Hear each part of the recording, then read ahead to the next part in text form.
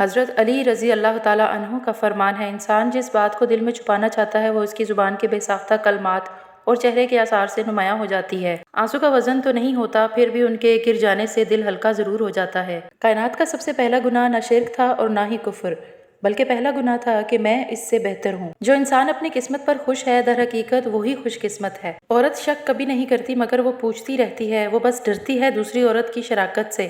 وہ محبت پوری چاہتی ہے اور اسے مکمل مرد چاہیے ہوتا ہے، ہمیشہ اور زندگی بھر کے لیے۔ اور اللہ تعالیٰ نے اپنی بیوی کو سینے سے لگا کر اسے محبت کا احساس دلانے پر بھی صدقے کا ثواب رکھا ہے۔ بیوی اپنے شوہر سے اس وقت تک لڑتی یا ضد کرتی ہے جب تک اس سے پیار کی امید ہوتی ہے۔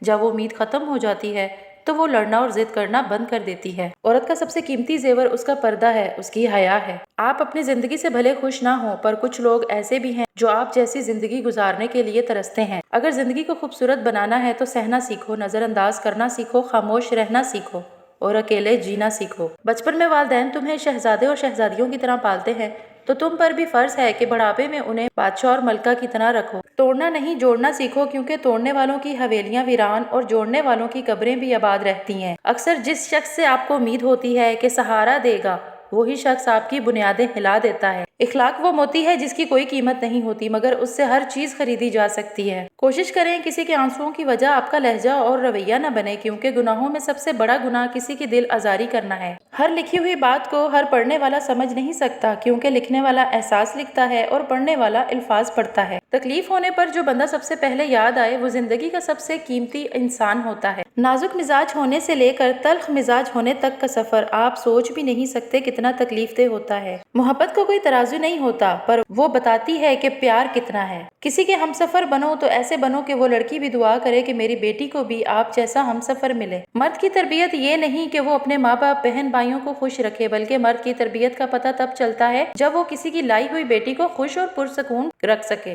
عورت کھلونا نہیں ہے بلکہ وہ اللہ تعالیٰ کی بنائی ہوئی ایک خوبصورت نعمت ہے جو موت کی گود میں جا کے ایک زندگی کو جنم دیتی ہے۔ بے وقوف عورت شوہر کو غلام بناتی ہے اور خود غلام کی بیوی بن جاتی ہے، جبکہ عقل مند عورت اپنے شوہر کو بادشاہ بناتی ہے اور خود بادشاہ کی ملکہ بن جاتی ہے۔ عورتیں زیادہ جرأت مند ہوتی ہیں یا مرد ریاستیں سنبھالتے ہیں اور عورتیں گھر، اور اگر گھر درستگی سے سنبھل جائیں پھر انہی گھروں سے ریاستیں سنبھالنے والے نکلتے ہیں۔